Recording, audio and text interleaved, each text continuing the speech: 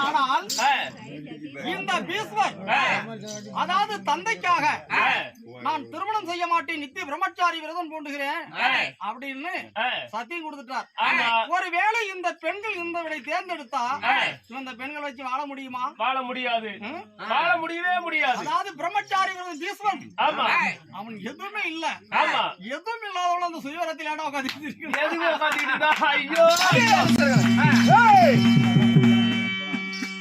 பீஷ்மன் என்னடா நித்திய பிரம்மச்சாரி விரதம் பூண்டிருக்கிறேன் என்று தெரிந்தும் என்னை ஏளனமாக பேசிவிட்டார். சகல அரசர்கள் கூடியிருக்கிற சபை நித்திய பிரம்மச்சாரி விரதம் பூண்டு உன்னை கைகொட்டி நகைத்து நாங்கள் கேவலமா பேசுறதுனால நீ எந்திரிக்கிறாய்.